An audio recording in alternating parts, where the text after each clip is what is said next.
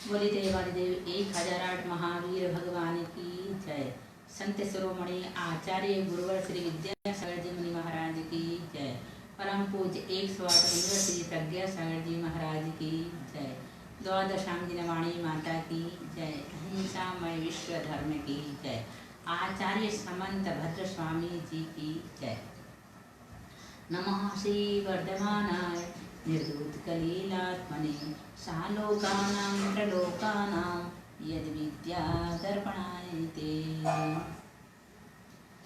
आज हम रत्नकण श्रापाचार्य का तीसरा अधिकार, जिसमें 20 श्लोक आए हैं और सम्यक चारित्र का वर्णन किया गया है, उसका ही अध्ययन करेंगे।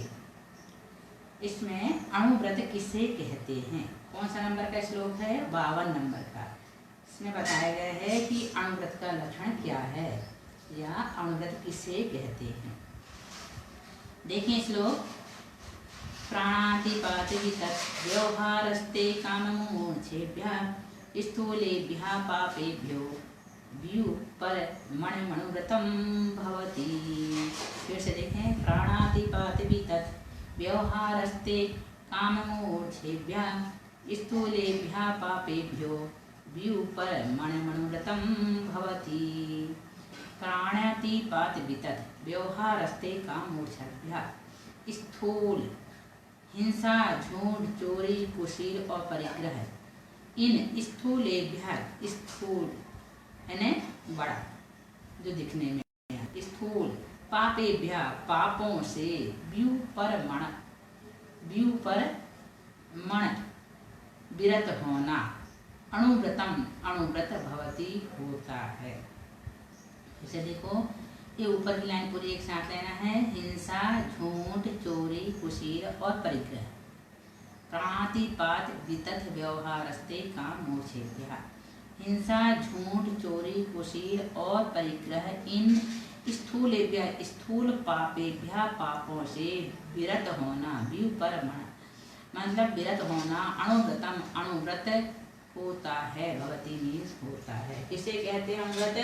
हिंसा, झूठ, चोरी, कुशील और परिग्रह, इन स्थूल पापों से विरक्त होना अणुव्रत कहलाता है। क्या समझ में? इसे कहते हैं हिंसादि 5 पापों से विरक्त होना स्थूल रूप से, उसे क्या कहते हैं? अणुव्रत कहते हैं। इसके बाद है अहिंसा अणुव्रत। हमने बताया था अणुव्रत 5 होते हैं, श्लोक में ही बताया गया था, पंचत्री चतु है ना।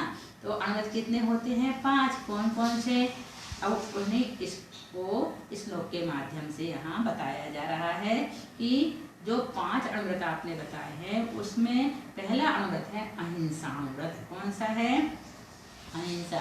हिंसा का उल्टा अहिंसा, झूठ का उल्टा सत्य। तो सत्य अणुव्रत पढ़ेंगे। अभी कौन सा पढ़ेंगे हम? हिंसा का उल्टा क्या होता है? अहिंसा। तो अहिंसा अणुव्रत के बारे में। अहिंसा अणुव्रत किसे कहते हैं? संकल्पात् कारित मन्नाद्योगत्यश्चरतत्वान न हिनस्ति यत्यदाहो स्थूलवदाद् विरमणं निपुणा।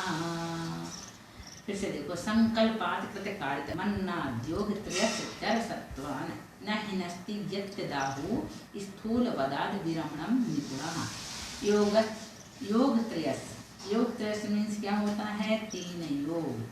योग त्रयस मीन्स 3 योग। मन्नाद योग त्रयस, ये 3 योग कौन से हैं? मन योग, वचन योग, का योग। कृतकारित अनुमत, कृतकारित अनुमोदना रूप। फिर संकल्पात, संकल्प से, कृतकारित अनुमोदन, कृतकारित अनुमोदना से, संकल्पात संकल्प से, यत जो चर सत्वान त्रस जीवों को, चर सत्वान त्रस जीवों को, ना हिनस्ती नहीं मारता है, तद उसको निपुणा गणधरादि आचार्य स्थूल वदाद स्थूल हिंसा से विरक्त अहिंसाणुव्रत आहु कहते हैं। किसे कहते हैं?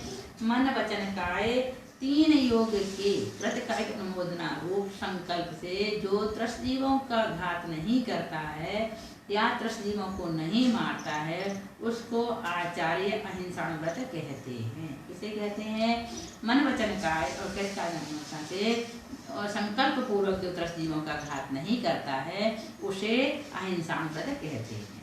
आगे समझ में, संकल्प पूर्वक मन वचन कार्य अनुमोदना से जो त्रस्त जीवों का घात नहीं करता है उसे अहिंसाव्रत कहते हैं। कौन कहते हैं? आचार्य कणधरादिदेव क्या कहते हैं? उसे अहिंसाव्रत कहते हैं। अब अहिंसाव्रत के अतिचार कौन से हैं? तो देखें श्लोक नंबर 54। छेदन बंधन पीड़न मति भारारोपणं प्रतिचारः आहार वारणापि च स्थूल पदार्थ विरुक्ते पंच। फिर से देखें, छेदन बंधन पीड़न मति भारारोपणं प्रतिचारः आहार वारणापि च स्थूल पदार्थ विरुक्ते पंच। स्थूल पदार्थ व्युपर्ते मीन्स क्या होता है? स्थूल बद त्याग के पंच व्यतिचारा 5 अतिचार हैं। केते पंच, वे 5 कौन से हैं? स्थूल बद के 5 अतिचार हैं। स्थूल बद के 5 पंच व्युपर्ते पंच 5 अतिचार हैं। कौन कौन से? छेदना, छेदन मीन्स छेदना, भेदना और बांधना। छेदन बंधन पीड़न, छेदन भेदना, छेदना भेदना, बांधना, पीड़ा देना, पीड़न मतलब पीड़ा देना, और च मीन्स और अति भारारोपण बहुत भार लादना, अति भार पर बहुत अधिक भार लादना, अपि और आहार वारणा, आहार भोजन देने में, आहार भोजन देने में त्रुटि करना, कंजूसी करना, नहीं देना, ये क्या कहलाता है? 5 अतिचार हैं। किसके? अहिंसाव्रत के। कौन कौन से? छेदना, भेदना, बांधना, पीड़ा देना तथा शक्ति से अधिक भार लाद देना और समय पर भोजन नहीं देना, भोजन में त्रुटि करना, ये अहिंसाव्रत के 5 अतिचार हैं। कौन कौन से हैं? छेदना, भेदना, बांधना, पीड़ा देना, शक्ति से अधिक अति भार आरोपण, शक्ति से अधिक भार लाद देना, समय पर भोजन नहीं देना, एक भोजन में त्रुटि करना, एक अहिंसाव्रत के 5 अतिचार हैं। जो अहिंसाव्रती श्रावक होता है वो इस प्रकार के कार्य नहीं करता है, पर यदि वह करता है तो उसके व्रतों में अतिचार लगता है। कौन से व्रत में? अणुव्रत में। कौन सा व्रत में? अहिंसाव्रत में अतिचार लगता है। इन अतिचार से बचने के लिए हमें इस प्रकार की कोई क्रिया नहीं करना है ना। इनसे बचने के लिए हमें अहिंसाव्रत का पूरी तरह से पालन करना है। इसी प्रकार से अब 5वां नंबर 55 नंबर का श्लोक देखें, सत्यानुव्रत का स्वरूप। अणुव्रत में हमने अहिंसाव्रत पढ़ लिए और उसके अतिचार भी पढ़ लिए। अब हम क्या पढ़ेंगे? सत्यानुव्रत। सत्यानुव्रत के फिर अतिचार पढ़ेंगे। 55 नंबर का श्लोक है। सत्यानुव्रत किसे कहते हैं? स्थूलमलिकं न वदति न परान्वादयति सत्यमपि विपदे यत्तद् वदन्ति सन्ता स्थूलवृषावादवैरमणम्। स्थूलमलिकं न वदति न परान्वादयति सत्यमपि विपदे यत्तद् वदन्ति सन्तः स्थूलवृषावादवैरमणम्। जो स्थूल अलिकम स्थूल झूठ ना बदती नहीं बोलता है, जो स्थूल अलिकम जो स्थूल झूठ ना बदती नहीं बोलता है, ना परान्वादयति ना दूसरों को बुलवाता है, तथा विपदे विपत्ति के कारणभूत सत्यम अपि सत्य को भी नहीं बोले, विपत्ति में सत्य को भी नहीं बोले, ततः उसे संतः सज्जन पुरुष स्थूल वृषावाद वैरमणम सत्यानुव्रत वदन्ति कहते हैं।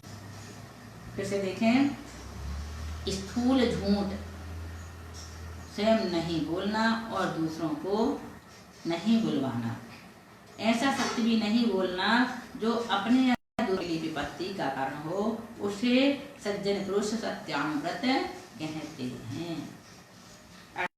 न झूठ बोलना और न किसी से बुलवाना, और ऐसा सत्य भी नहीं बोलना जिससे किसी को कष्ट हो, उसे क्या कहते हैं? सत्यानुव्रत कहते हैं। स्थूल मलिकम न बदती, स्थूल झूठ नहीं बोलना, न प्राणवादी न बुलवाना, सत्यम अपि ऐसा सत्य भी नहीं बोलना, अपने या दूसरों के लिए विपत्ति का कारण विपत्ति कारण हो, उसको क्या कहते हैं? इस सज्जन पुरुष सत्यानुव्रत कहते हैं। अब सत्यानुव्रत के अतिचार कौन से हैं? परिवादो रहो व्याख्या ऐशोन्यम कोटलेख करणं च न्यासापहारितापि च व्यतिक्रमा पंचसत्यस्य।